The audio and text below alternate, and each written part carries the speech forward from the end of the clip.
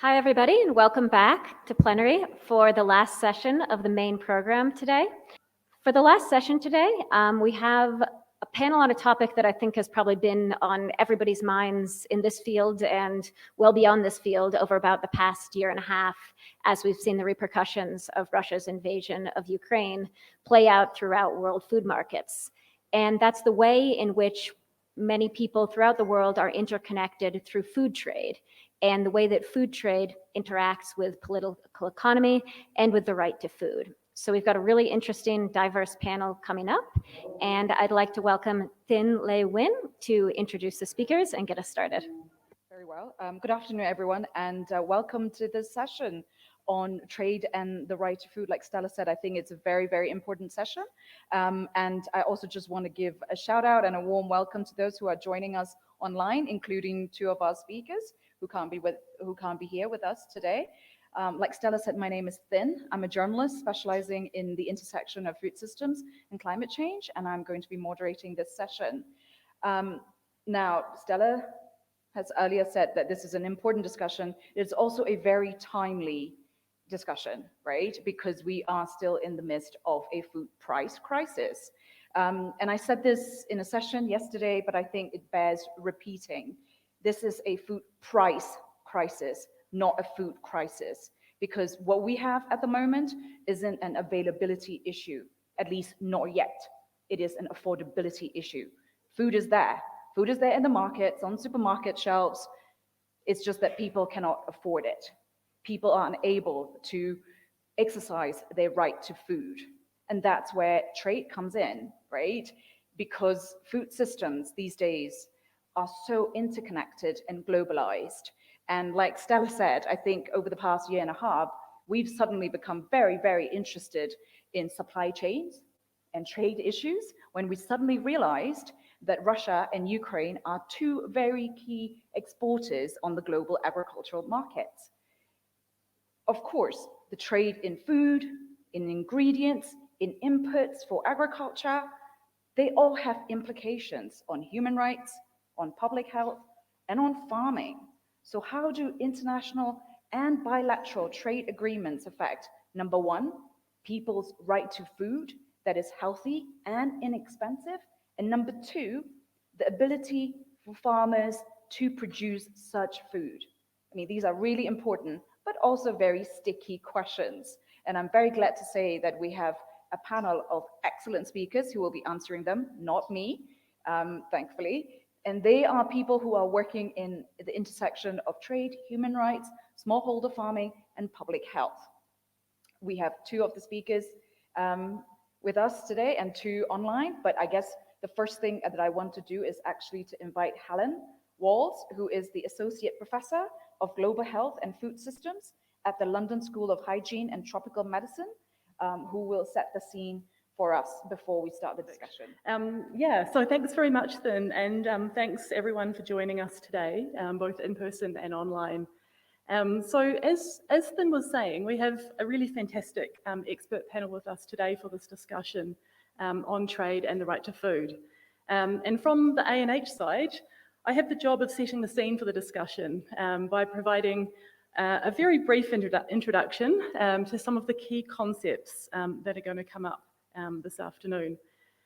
So I'd like to start off by introducing the concept of the right to food. So millions of people, is someone able to bring on the next slide, please? Thank you. Okay, so millions of people worldwide are hungry, food insecure, and experiencing malnutrition, and they're essentially not able to realize their human right to food. But what is the right to food? Well, the right to food was recognized in the 1948 Universal Declaration of Human Rights, and then later it was enshrined in the International Covenant on Economic, Social, and Cultural Rights. So this is a multilateral treaty adopted by the UN General Assembly with about 170 countries being a part of it. And the right to food is also protected in a number of regional treaties and national constitutions. The ways of actually implementing the right to food, this is something that's going to vary between countries and between different settings. Next slide, please. So how can trade enhance or impede the right to food? Well, next slide, please. First of all, what is trade? So trade in its simplest form is the buying and selling of goods and services. And with food, it refers to this exchange of food and agricultural products between people or countries. So there are a range of tools, policy tools, that governments can use to balance the supply and demand for food and improve the functioning of food systems and, of course, population diets. Some countries do use protectionist strategies to restrict or limit their trade, often to protect their industries, but the general trend over time has been towards more and freer trade. So the general trend over time has been towards trade liberalisation and the use of policies to liberalise trade. One of the most common kinds of policies used to liberalise trade has been reducing tariffs on traded goods. So a tariff is a tax or a duty that's applied to imports and in some cases exports. But tariffs and quotas have fallen and they've fallen quite dramatically over the last 50 years or so. So they can't really come down a lot further. And because of this, there's been a shift to looking at other types of policies, other ways to liberalise trade. And sometimes these ways are called non-tariff, looking at non-tariff barriers to trade. And these non-tariff barriers, these are essentially any measure other than a tariff that acts as a barrier to international trade. So let's look at the situation of food trade in Africa. Africa is a net importer of food. So it imports more food than it exports, and therefore it has a food trade deficit.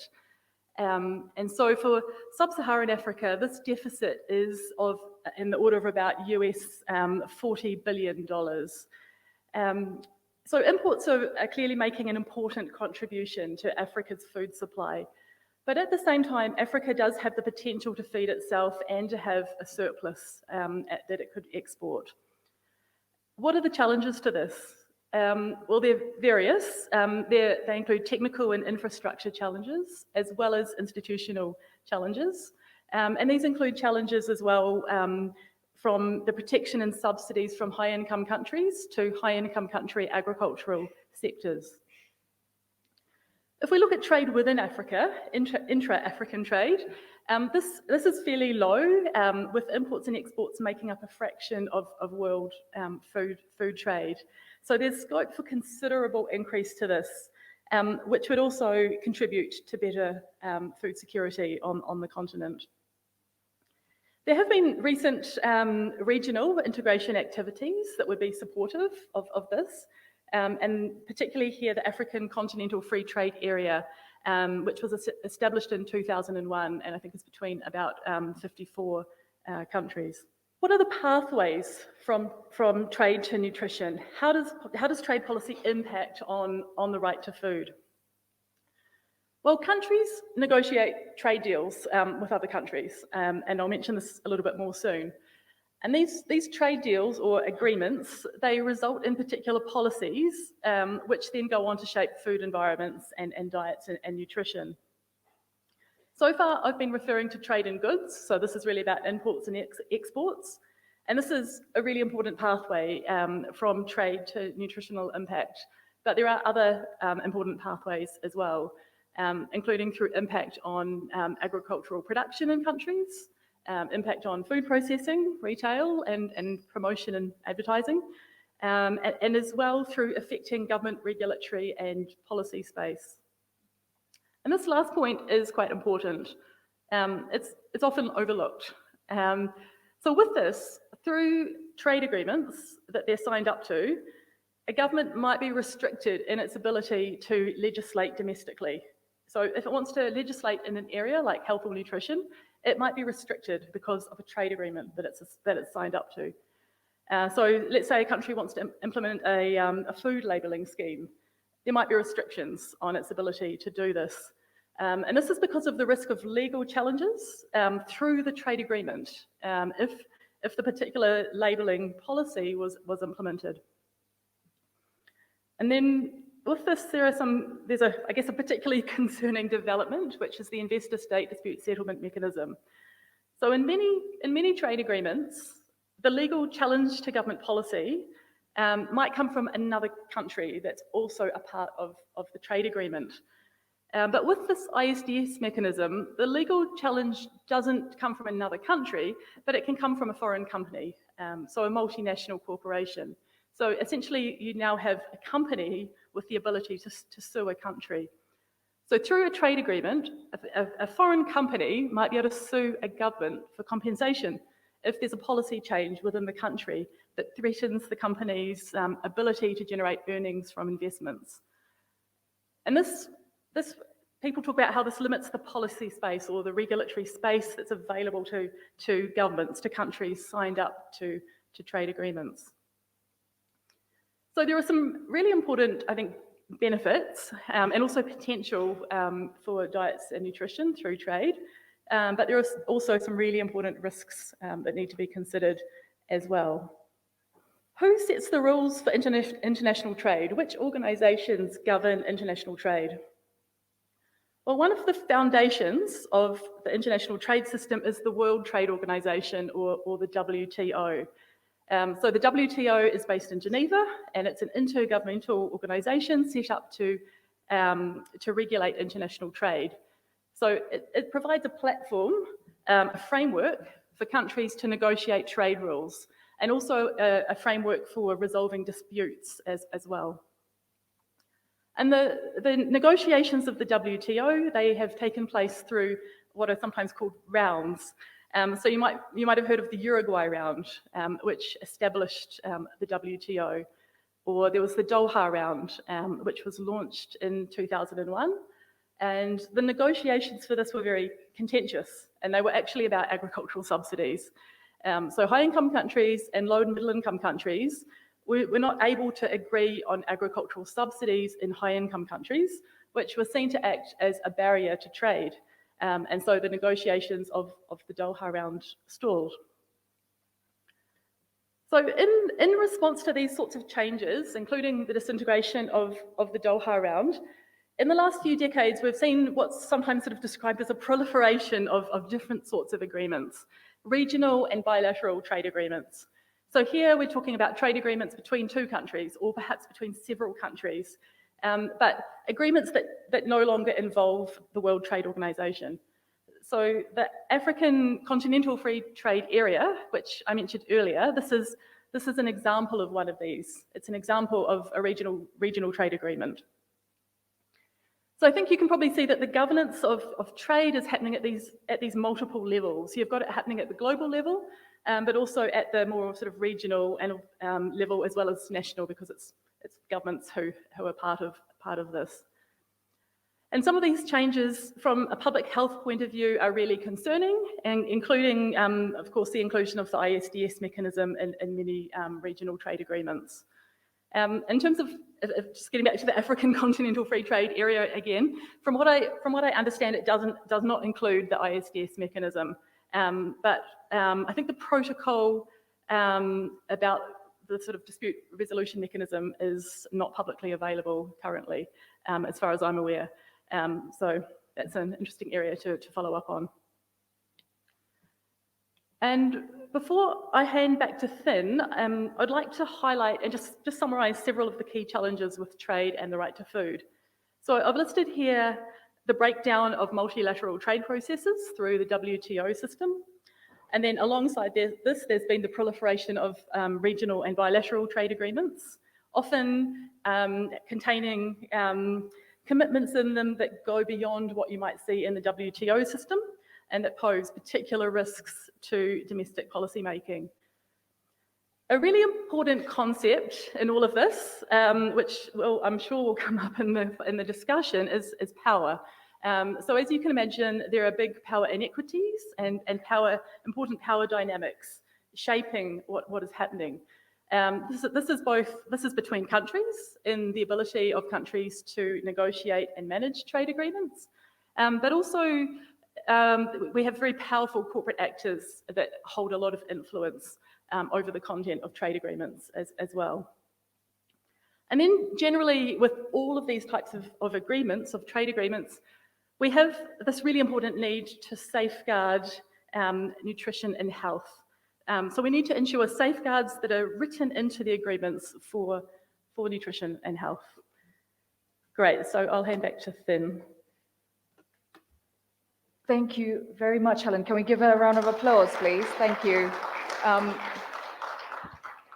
That was very comprehensive for such a short time and gave us some really good food for thought for the discussion. I would now like to invite our speakers who are here to come and join me on stage.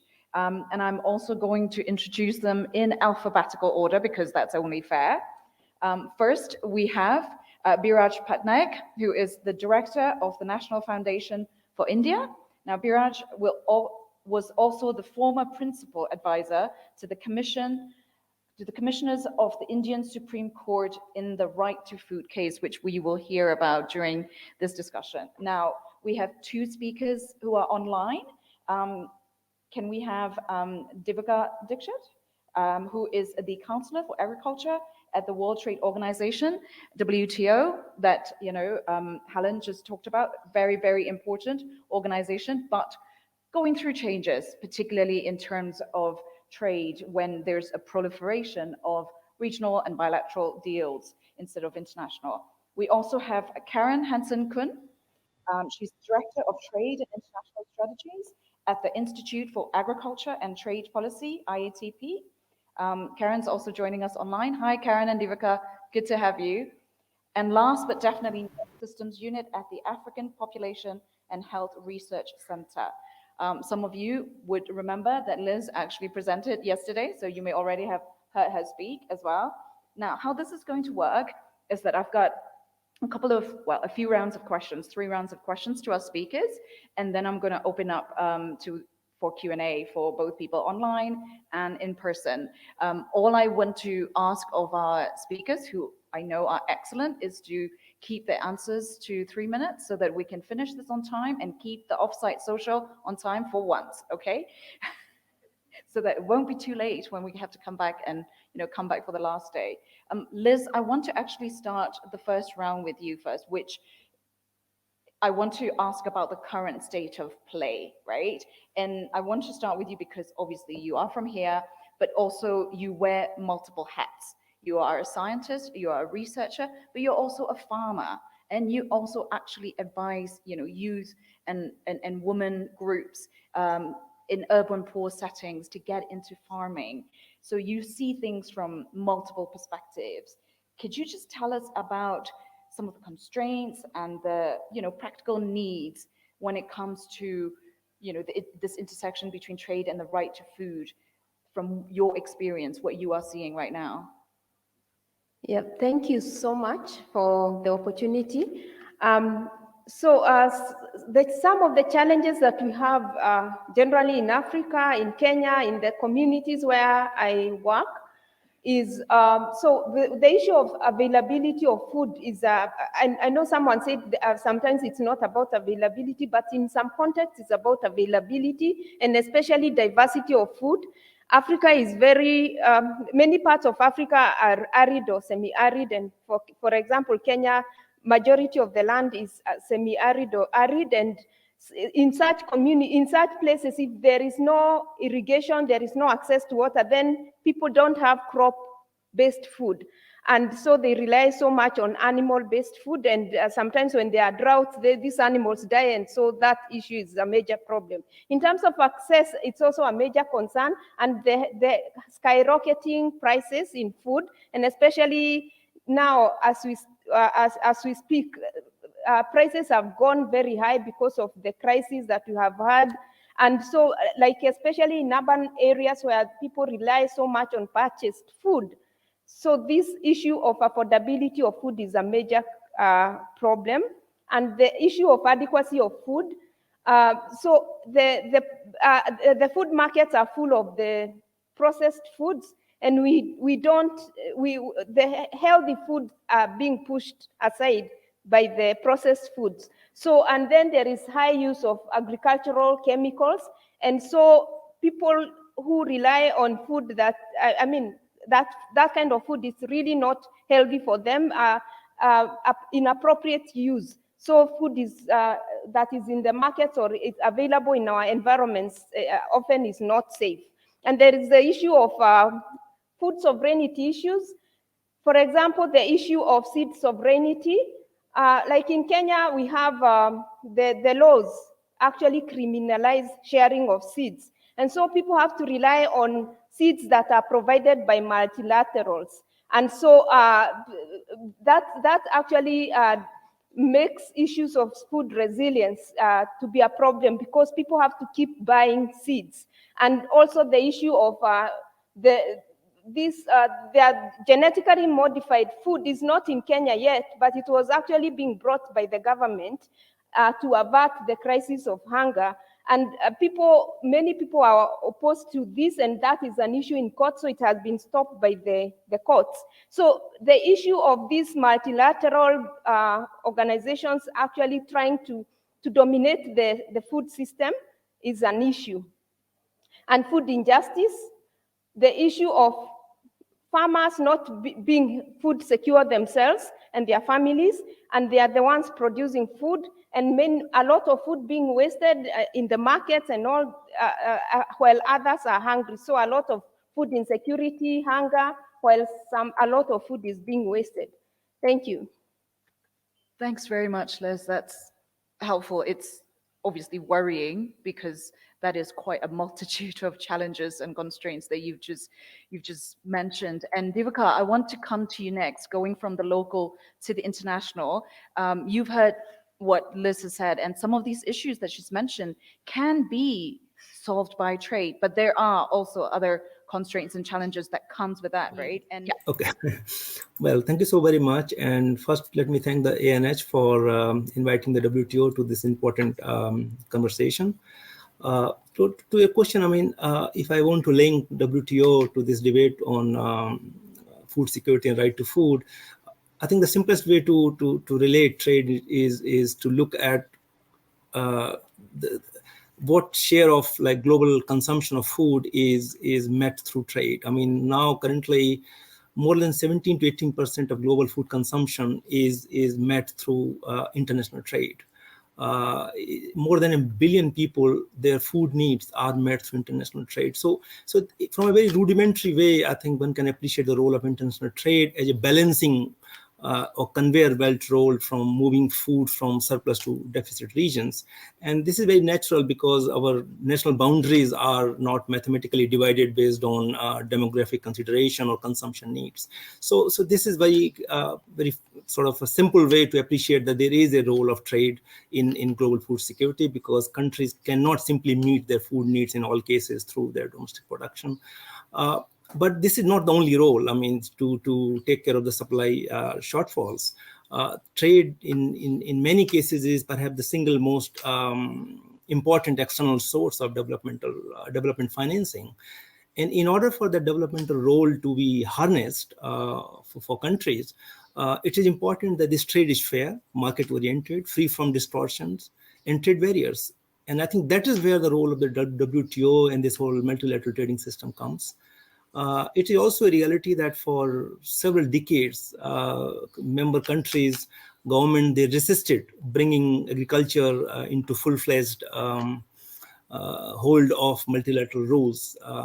We know the multilateral system came into existence in 1948 through GATT, but it took almost 4 decades for countries to mentally prepare themselves to negotiate rules in the area of agriculture. It happened in 1986 in the Uruguay round, which Helen was referring to. And that happened because countries themselves realized the negative repercussions of absolute policy discretions that governments then had. Because if every government operates based on solely national interest, then it may have huge negative spillover effect on others. And at the time when they saw the international trade being heavily distorted through opaque border measures, huge subsidy interventions, and so on, leading to conflict and tension. Then countries started negotiations on agriculture. And both developed and developing countries were demanders. This is also very interesting in this case, that both sides were demanders of these negotiations in the Uruguay round, which is very critical in this very important round, because it also led to the WTO as an institution. Not only it resulted in a separate agreement on agriculture, but also as a WTO as an institution. And some very path-breaking decisions could be taken at the time. First, for example, countries could decide to outlaw use of non-tariff border measures.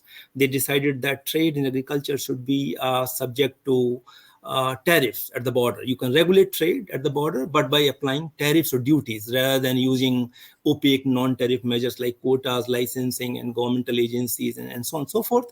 And most importantly, they also agreed on a highly innovative multilateral framework on domestic subsidies. It was unprecedented in a way because countries never tried in the multilateral trade rules to have monetary limits on their annual amount of subsidies in agriculture. That's the framework that we currently have, where the entire WTO membership has binding limit on agricultural subsidies of the kind which may distort trade. So this was quite a grand achievement, I would say, which could be achieved in the Uruguay round. But obviously, it may be not practical to assume that negotiators can achieve everything in one effort. And they were very cognizant of that reality. And that is why they acknowledged explicitly in the treaty itself that this is an unfinished business, and they will improve these rules through negotiations, and which is what we are going on now. So I will stop here in the beginning, and I will be happy to take on this discussion further. Thank you so much. Great. Thank you, Durga. I definitely want to come back to you next to talk about the current discussions and the challenges, because, like you said, it has taken 4 decades for the first discussion to get to where it has. And I want to come back into this room to Biraj. Biraj, you've heard from Durga on how important trade is to make sure that countries which are not food surplus that needs food that has to rely on trade. But you have also, expressed concerns previously about multilateral agreements and institutions and how they haven't actually really worked for the global south. Can you just tell us a bit more about that? So thank you very much, Finn, and thank you to the ANH Academy for inviting me, and more so for having this discussion. Because as we know from our own experience in the global south, the developing world receives from one hand developed world. So the developed world gives with one hand, and you have 100 conferences like this every year which speak about that. But it takes away with 100 hands. And that's where the trade debate comes in. We don't talk about it enough. So I'm very grateful that the ANH Academy has posited this. Now, I completely agree with Diwakarji, and everything I say on the WTO is no patch on him. He's a very fine individual. But in theory, of course, this is what it was, that the Uruguay round allowed countries to come up with a framework which would remove trade distorting subsidies. But in 1994, when countries sat down, out of the 71 developing countries, 61, including India, did not put any subsidies on the table. They said, we will give zero subsidies to our farmers. Whereas the US and the EU put hundreds of billions of dollars of subsidies on the table. What that meant, and these were called green box subsidies, and there was an agreement that they would eventually phase it out. What is happening now that there is no phase out on this, and yet countries in the global south are not being able to subsidize their farmers adequately. And I'll come to that with an Indian example on public stock holding, which is a very, very sticky issue in the WTO negotiations. But to give you a more concrete example from recent times on how broken the institution of the WTO is, and I'm not saying that we abandon multilateral trade deals or we abandon the principle of multilateralism, because I value it. I think it's very, very important. But to give you a concrete example on why it doesn't work for the global south, is that in the middle of the pandemic in October 2020, you have millions of people dying across the world because of COVID-19. India and South Africa came up with a very, very simple proposal. that given the pandemic, and we didn't know at that point how it would pan out, given the pandemic, can developing countries have a waiver only for diagnostics and therapeutics for COVID-19, not for any other illness? This is not a general waiver, but just for COVID-19 to help the world deal with the pandemic. 108 countries supported this proposal. 63 countries co-sponsored this proposal. I can't think of something which is more solidarity from the global south than this. This was backed by 100 plus Nobel Prize winners, by religious leaders like Pope Francis, political leaders across the spectrum. And what happens? We are now in June 2023, and all that we've been able to do is to get a minor tweak from the West on the TRIPS waiver for COVID-19. What it effectively means is that the will of the world can be broken by the United States and Europe and big pharma in these countries. And it doesn't matter that multilateralism be damned, but they will not allow it to happen even in the middle of a global pandemic. Now, if that is the reality that we are facing, where some of the most, and it's not that countries in the global south today are completely powerless, we are not able to stitch a deal on a TRIPS waiver, which is such overwhelming support in the WTO. What really, whose interest does this institution really represent? And I think that's a hard question that we should explore during this panel. Thank you. Thanks very much, Viraj. Karen, can I come? Karen, can I come to you for a macro view? I mean, Viraj just gave a very specific example for India, but your work with the IATP looks at the Americas, look on a fairly global view. What are the key concerns that you and the IATP has when it comes to this intersection of trade and the right to food? Well, certainly, I agree with Viraj's concerns, and I think it's important also to be clear that this is an issue of corporate power, and not only North-South power. They intersect, of course. But at IATP, when we think about agriculture and trade, we start from the food system we want. We want agroecological systems. And for one example, we want farmers to be able to innovate with seeds. Well, looking at all of the bilateral and regional agreements, one of the provisions that's required in a lot of these agreements, like NAFTA, like the Trans-Pacific Partnership, is that countries sign on to a treaty called UPOV 1991 that prohibits farmers from saving and sharing seeds. Doesn't seem like it needs to be in the agreement, but there it is. So we look at, what is the food system we want? And then how do we get there? I would say that if we think about how trade rules are set up, they aren't set up to help with food systems. They are set up to facilitate flows of goods, services, and investments across borders. They are set up to regard environmental protections, for example, as barriers to trade. And so therefore, the results we get, if they're set up that way, is more corporate power over our economies, over our food systems. And I would say this plays out within the United States as well.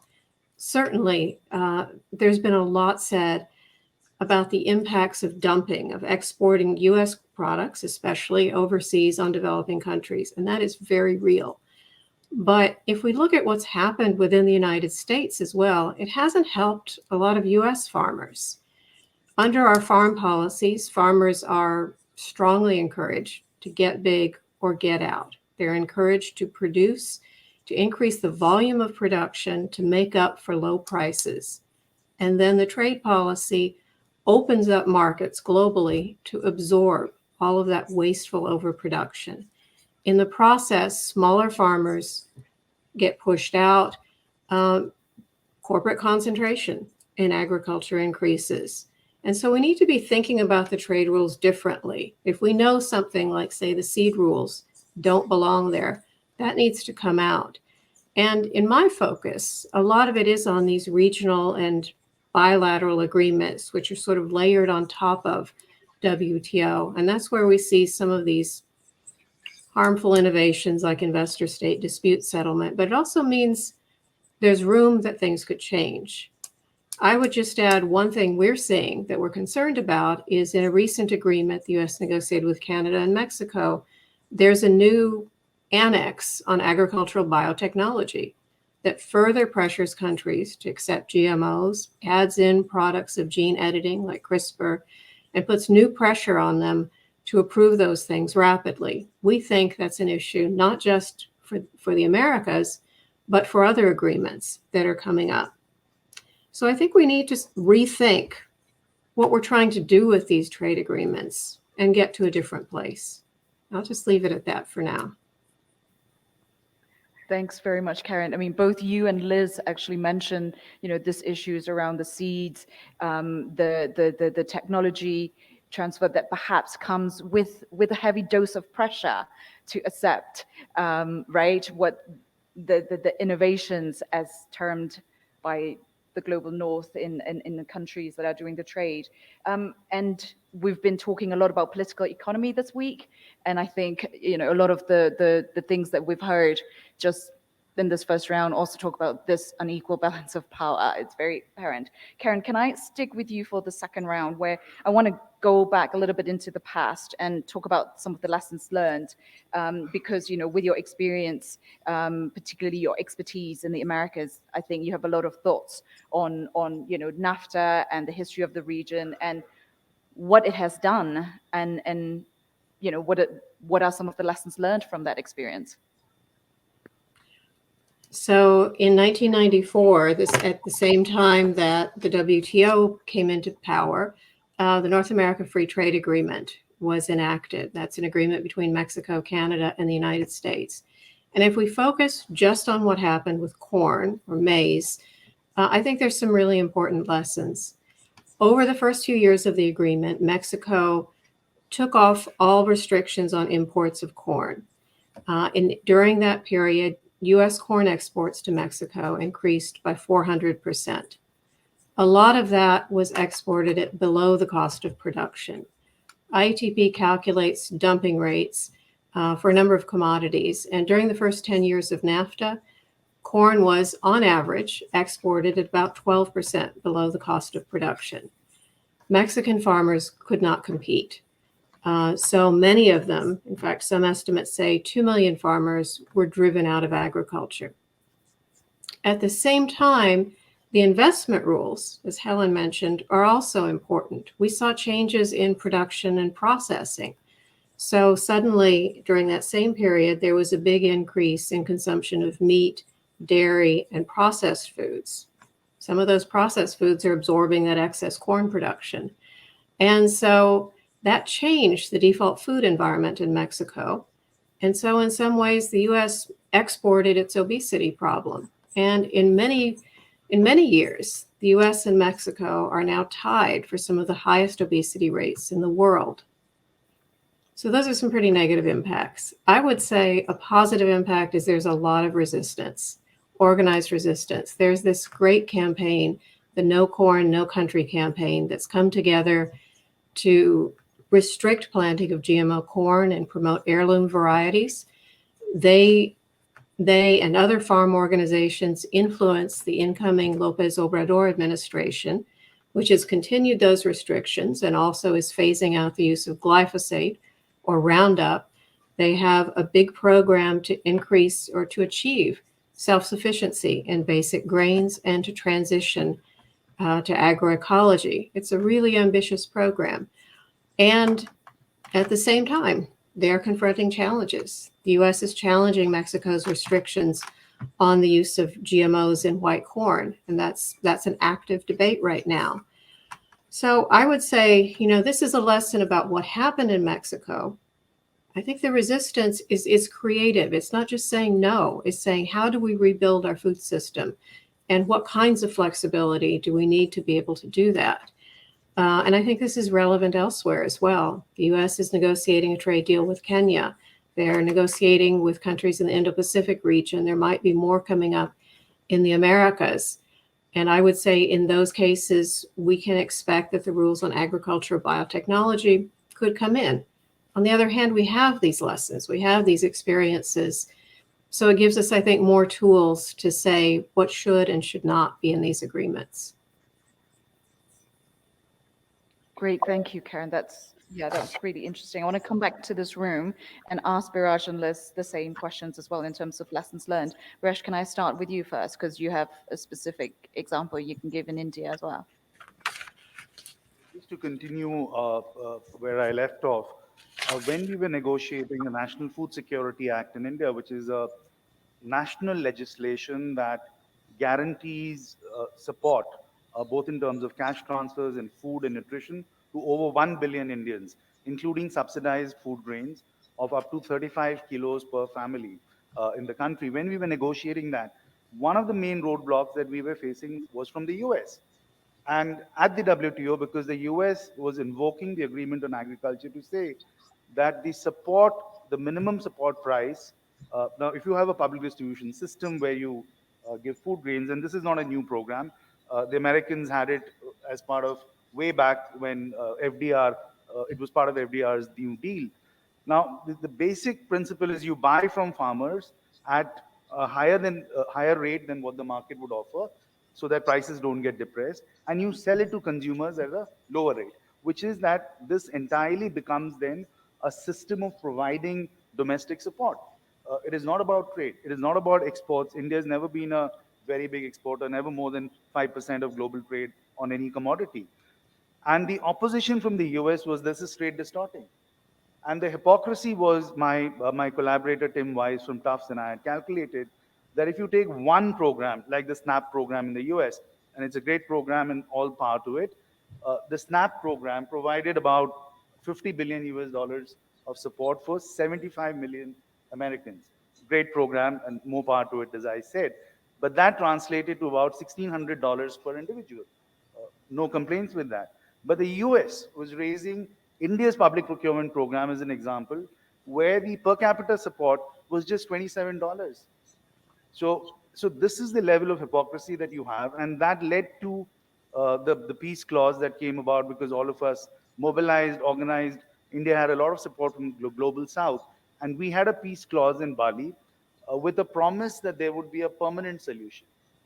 And since Bali, the US and Europe and the corporate interests that come with them have ensured that in the last round, which was in Geneva, you have knocked off agriculture completely. India let down the global south by agreeing to a whittling down of the Doha round in Nairobi in 2013. And subsequent to that, we find ourselves in a position where we just don't have agriculture on the agenda. We don't have food. In fact, the phrase used in the last ministerial document is food insecurity. There is no permanent clause inside. There is just an extension of a temporary peace clause, which gives onerous requirements of reporting on countries like India, makes them vulnerable to the calculation of what is a trade distorting subsidy. And let me say this, that the de minimis support, which is the formula that's used to calculate what is the extent to which you can actually support your farmers, is based on the prices, what is called the external reference price, is based on the prices of 1986 to 88.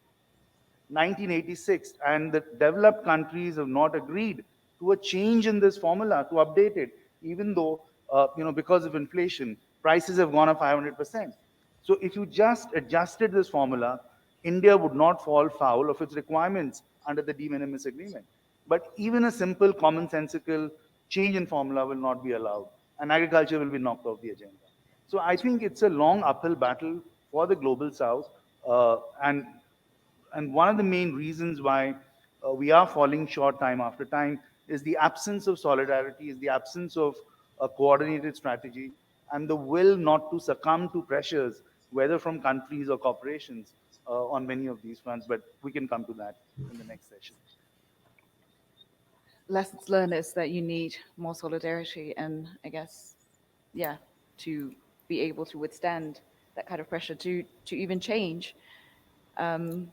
What, now 30 years old, data. Liz, can I come to you? And I think, I want to hear from you, particularly because, as researchers and scientists, I think some of your reflections would be really helpful to the people in the room as well. Thank you so much. In Kenya, for example, and that happens in many African countries, some of the challenges we have, a lot of support for agriculture is focused on GDP, raising revenue so we do a lot of agriculture for export and at the expense of feeding the people. And so at the end of the day, the people are hungry, but we have a lot of export from agriculture. And then also over-reliance again on those like seeds and other agricultural inputs from those multilaterals, and that like even fertilizers and a lot of overuse of that. Uh, that that affects the food system in the sense that the people are not. It affects the capacity of the small scale farmers to be able to produce food uh, for for feed themselves because of the expenses in the agricultural inputs, but also um, the issue of importing some foods.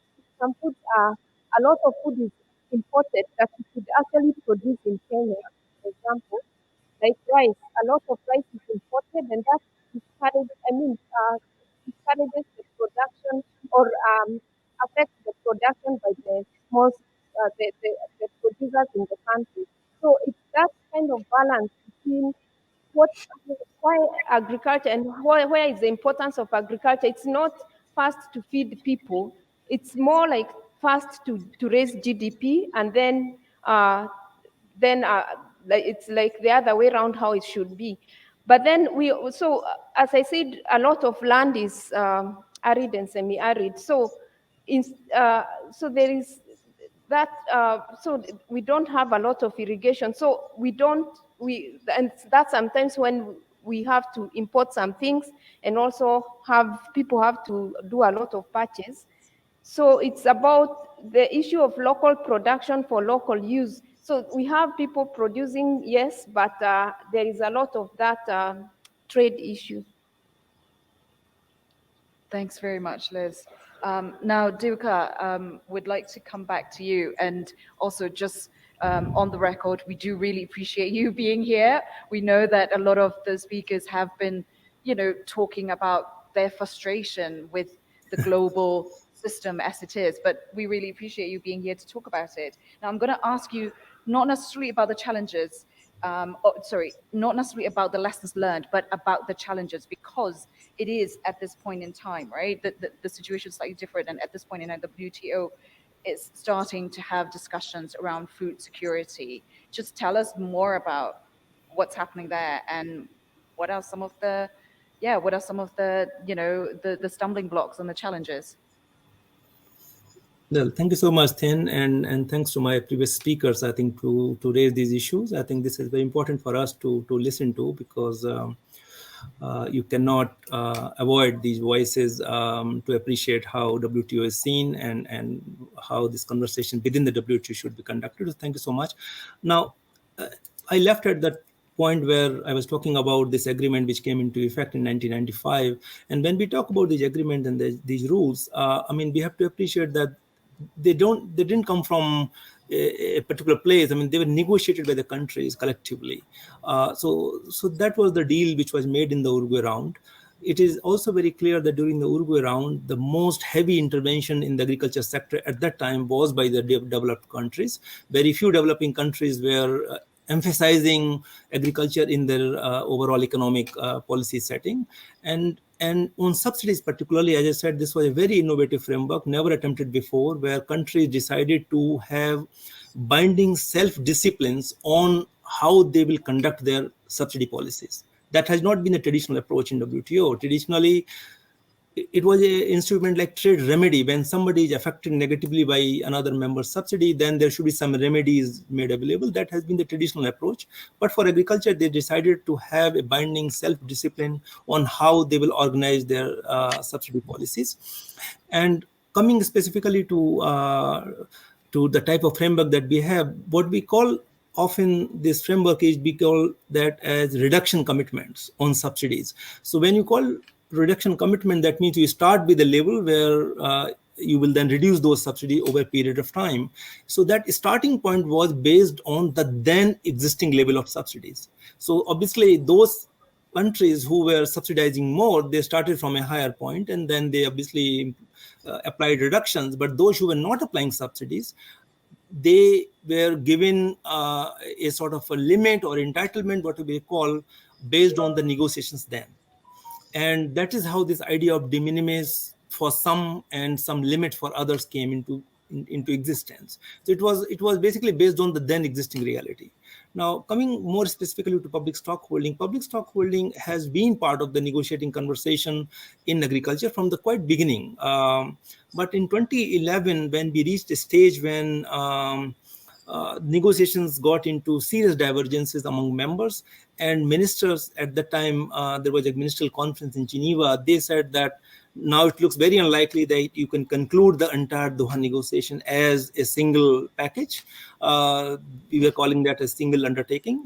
They advised members to start with or focusing on those topics where progress can be made.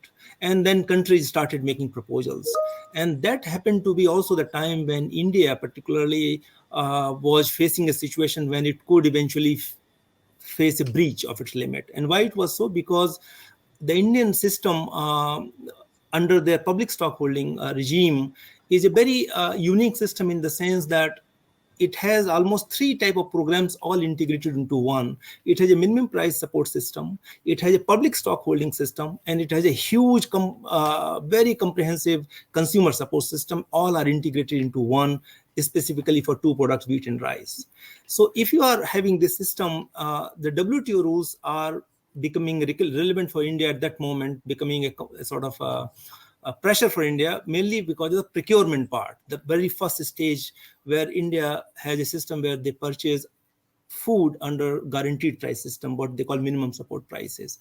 And when these rules were negotiated in the Uruguay round, this happened to be the support system used primarily by rich countries, Japan, US, Canada, EU. 95% or more of their subsidy limits or entitlements in the WTO, they originate in this price support system. So at the time, they created a rule in such a manner that members can effectively be dissuaded away from that support system. Because if you guarantee prices for your producers, and rich countries obviously have a capacity to guarantee them at a very high level because they don't have pressure coming from the consumers, because consumers can afford high prices. So these prices were at a very, very high level, and eventually giving them a big subsidy amounts, and then they committed to reduce them. Now, ironically, 30 years later, that rule, which was written for a set of circumstances and set of countries, happened to impinge on the policies of developing countries, and India being one of them. So that's the challenge. And obviously, in any international legal sort of organization or international treaty, changing rules is not an easy thing. It's a very heavy process. I mean, to change the treaty and improve it. So India raised the issue that this rule, which requires countries to quantify subsidies in a particular manner, and Biraj already explained that the reference prices were deemed as or agreed to be fixed. It leads to a very notional big amount of subsidy, and which may put India and other developing members who are having similar programs into effective breach of their subsidy commitments. The issue was raised when this single undertaking was no longer there, and it came as almost like one of the single big issue into the negotiating plate. And that is where I think WTO and food security got very close. I mean, for several years, I think developing the WTO members were in a way resisting dealing with food security, because it's such a multifaceted theme that it is hard for any organization in this in the world to claim to be dealing with, because I mean, no organization is, I think, competent to deal with food security in its entirety. It covers so much, so that's why it was difficult for countries to negotiate food security in WTO. But this issue of public stockholding brought them very close to food security. The issue was raised very actively in 2011 very close to the next coming ministerial meeting in Bali. And what was agreed was what Viraj already mentioned as the peace clause, that countries agreed that if any member in the WTO happens to breach its subsidy limit because of public stock holding operations where the procurement is under guaranteed prices, that breach will not be challenged. And they also agreed to find a lasting or permanent solution to this problem, which still is outstanding. The breach, if any member faces, they can use the peace clause. India has been the only member thus far which has used this peace clause for 4 years in a row. This issue is under consideration. We have 2 committees in WTO.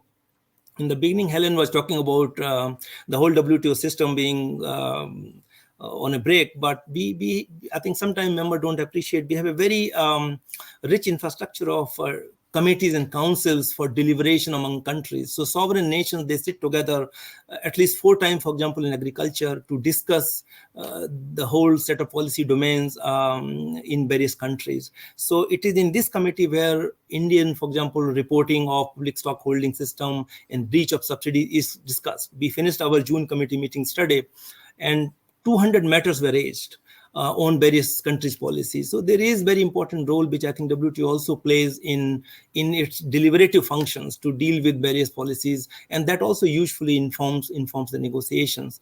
So obviously, I mean, now we no longer have the single undertaking. So issues which are raised in the negotiations, they are considered. There is a very primary focus on subsidies because this is one of the most important task or priority members attached to it. Also because tariff component is now more primarily taken care of in the preferential setting in FTA's negotiations. So subsidy is normally cannot be dealt with in a smaller setting. So that is the topic in WTO, but it is also simultaneously a very sensitive topic. So therefore, it is taking time. There have been some interesting proposals recently which are being discussed. The issue of public stock holding obviously is on the agenda on a dedicated track.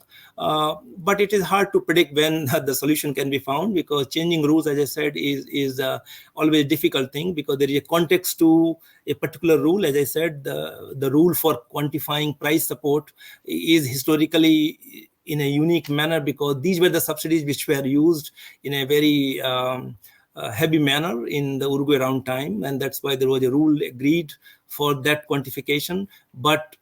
And the same rule applies also when the price support system is existing under the public stock holding, because it's not always necessary to have price support under the public stock holding. There are many countries who are running public stock holding systems when they procure food under market conditions. But if you have a system where the food is procured under guaranteed prices for farmers, then that component of public stock holding support, which is related to acquisition of food, that is quantified separately using the same methodology which is under the WTO for price support. As I said, which was written for a very different sort of purpose and which was served actually. If you look at the rich countries now, most of them have moved away from price support.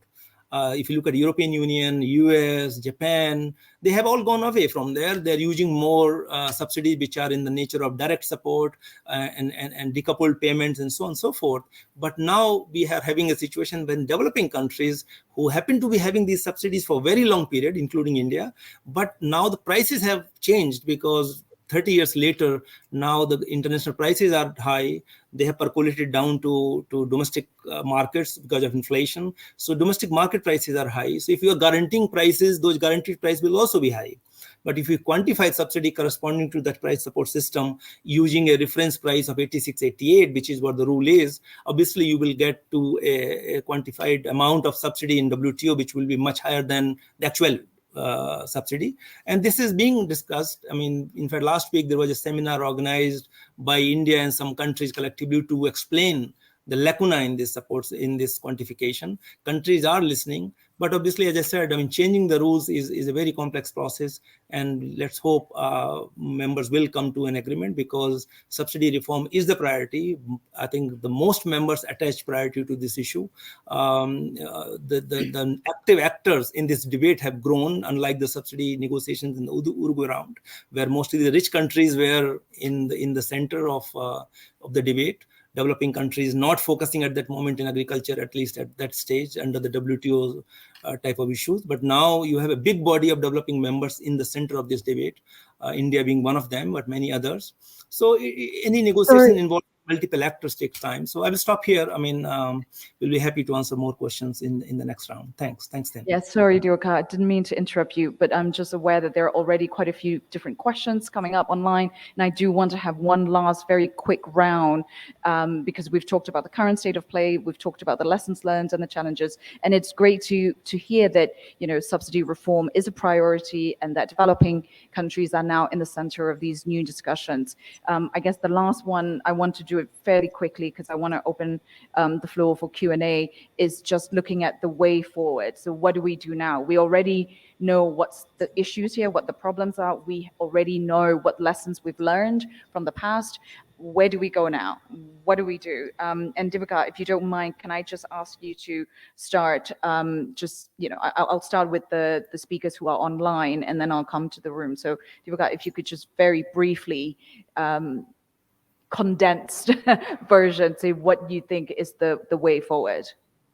Oh, thank you, Thane. I mean, I will be very, very, quick in the sense, I think most of our members think that successfully concluding the ongoing negotiations on agriculture probably will be the most potent way of contributing to global food security and sustainable food system. So I think this is the challenge. This is also the opportunity. And I would say that this is the way forward as well for WTO members. I'll stop here. Thanks. Thank you so much, Jivika. Karen, can I come to you? If you could also address, because you earlier on, you talk about, what kind of food systems do we want? If you could also talk about what, from IATP's point of view, what would be an equitable and, nutritious global trade regime looks like? And also, if you have any tips or tricks to any of the researchers and academics in the room on what are some of the things that they could be looking out for, that would also be very, very appreciative. Well, I would just say, while I appreciate the importance of these issues at WTO, and certainly achieving a permanent solution to support India's rice program, I think, is a priority, and similar programs, I would like to focus a bit on that slide Helen had of all the other agreements that are happening now too, the ones that are layered on top of what happens at WTO, because many of those are still in play. I've mentioned that we think it's very important to eliminate these restrictions on farmers' abilities to save and share seeds. So this requirement that's in many agreements that countries adhere to, UPOV 1991. I would say also there's an emerging set of issues that we need to think about more carefully with the interaction between multilateral environment agreements or commitments like the Convention on Biodiversity and Trade. Many of these bilateral and multilateral agreements limit countries' ability to implement those kinds of programs to meet those commitments. In Mexico's defense of its GMO law, it's citing its commitments under the Convention on Biodiversity. But that's not provided for under the agreement. There are some other agreements that might be included. The Paris Accords at UNFCCC also not included. And what should be in these lists in any agreement is that countries taking action to support the right to food, countries taking action to meet their climate commitments, should not be subject to lawsuits when they do that. India and the US sued each other at the WTO over their renewable energy programs. It was kind of a ridiculous situation. We need to be putting those international commitments on top of the trade commitments when there are conflicts. And certainly it's something that would need to be worked out, but I think that's we have progress in some areas that could be undermined by trade commitments. I would also say, and thinking about the issues that may come up at this conference, that transparency in our food system is really important. Many countries have faced trade challenges because of food labeling. The US faced challenges over country of origin labeling for meat. Mexico and Chile faced challenges at the WTO over their nutrition label programs. And in the Trans-Pacific Partnership, there's a special annex, we call it the junk food annex, that lets companies shield what the ingredients are in their processed foods as trade secrets. So we don't know what we're eating, and that's a big problem. And I think that is something, it's fairly specific, but I think it is something that needs to be dealt with across these different agreements. And then I would also say we need to even be thinking a little more broadly. Trade is coming up in other forums as well. The EU has recently passed and started to implement a carbon border adjustment measure. It's mostly applies to things like steel, but it says that if a country is exporting a product to the EU that's produced in a carbon intensive way, the EU will put a tax on it, essentially. It only relates to fertilizers right now, but that kind of approach might be expanded. Several countries have deforestation-free supply chain initiatives. Some of these are already in play. Those require companies to certify that their exports of, say, meat, palm oil, soybeans aren't the result of deforestation. These are important issues. I'm not saying we shouldn't deal with them, but we need to think really carefully when these commitments come up. Are they fair? Will they do what we think they're going to do or what they say they're going to do? I would say in those cases, first of all, we would need to exempt least developed countries or lower income countries right away, since they haven't caused the climate crisis. But also, I would say before we make those kind of commitments, we need to ensure changes so there's more technology transfer, changes funding to enable countries to change. So trade is such a big topic, and I've just made it bigger, but I'm just saying these issues, you see these same issues coming up in different forums. And so I think it's important to be addressing them these multiple ways. And then finally, build alliances. I would love to learn more about what's happening in the Africa Continental Free Trade Area. Are there things we should be promoting that's there? And we can say more about experiences in some other countries and share information about what we think is being negotiated. So I guess, I think I'll leave it there, but I think trade is a big topic. We should be talking about it more. Thanks very much, Karen. And hopefully you've also given some ideas on the kind of perhaps, intersection with the research that could be happening in this, forum as well. Biraj. So I think firstly, I'd like to thank Diwakar ji for agreeing with what I had said and laying out in great technical detail the issues on the food subsidies that developing countries are facing. So thank you for that. I think for us in the global south, we must recognize that it's been a while since our governments actually represented the people who elected them. They are now increasingly choosing to represent the corporations, and that's something we need to fix. I think at the heart of it is the corporate control over our food systems, and there is no amount of band-aid that's going to help us overcome that. In 1942, the great Indian Dalit leader, the father of the Indian Constitution, Dr. Baba Saheb Ambedkar, had given a slogan, educate, agitate, organize. And I don't think there is a shortcut to that. We must educate, agitate, and organize, not just on trade treaties as trade treaties, but to hold our governments accountable. If they are signing up to treaties that are going to impact the livelihoods of small farmers, we need to hold their feet to the fire. And I think that's the fundamental thing that we need to do. Second, we need to push for parliamentary oversight on trade deals. Many countries, including India, do not have parliamentary oversight on trade deals in the developing world, which allows our leaders to go ahead and sign, like as Diwakar ji pointed out in 1992 in Uruguay. Of course, there was a lot of arm twisting involved as well, but you agree to an unfair system, and then you're stuck with it because the global north has the upper hand and will not allow you to change it. Third, I think, again, a call for action for people's movements, agroecological movements, to come together in the global south, to work more effectively. Trade is an issue that is, it just slips under the radar when it comes to people's movements. I think this is a battle we faced in 2013, 2014, when we did the Bali negotiations, the Right to Food campaign in India. It is very technical. There is not enough attempt to demystify it, to take it to our communities and get them to agitate on our behalf to to ensure that we hold our governments to account.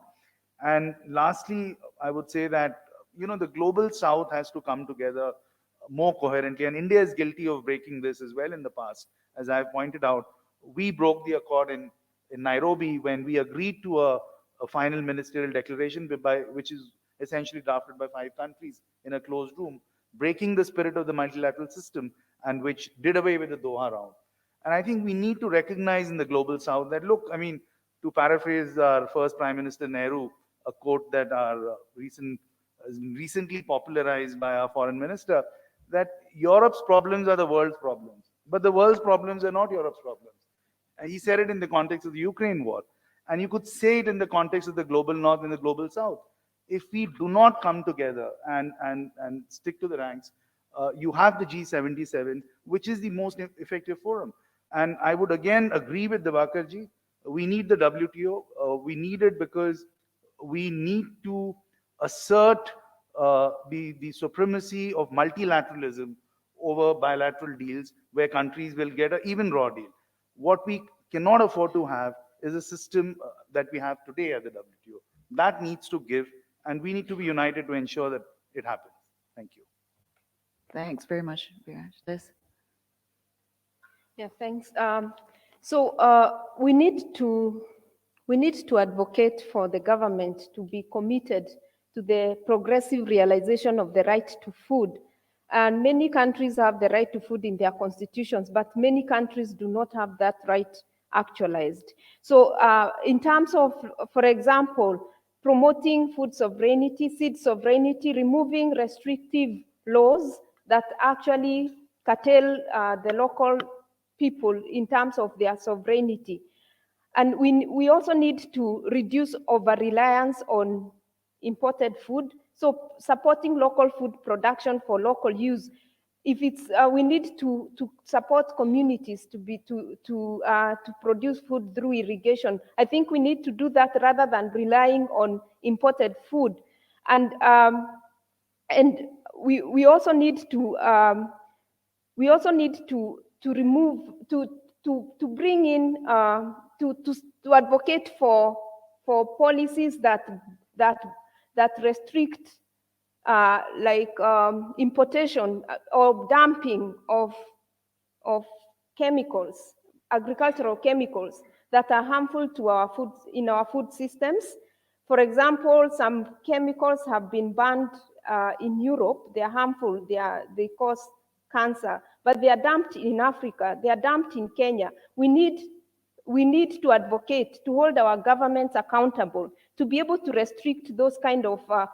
It's not fair. It's not a fair kind of system where things that are banned in countries where they are produced are actually banned, are actually dumped in our own systems. So I think it's a call to all of us to hold our governments accountable. And someone talked about agroecological movements. We need to move from just relying so much on multilaterals to provide for us seeds, to provide for us fertilizers, to provide for us pesticides. We need to move our governments towards adopting systems that are people-friendly, they are nature-friendly, but they also promote food sovereignty, for example, agroecology. So that's a call to all of us to start thinking about how do we move our governments towards more sustainable systems in our food system. Thanks. Thank you, everybody, for your participation and for bearing with us as we overran again. But I hope that this is just the first of many discussions that we're going to have around this really, really important topic. Thank you very much, and see you at the offsite social later on. But there are side events first, so make sure you're there for that. Sarah?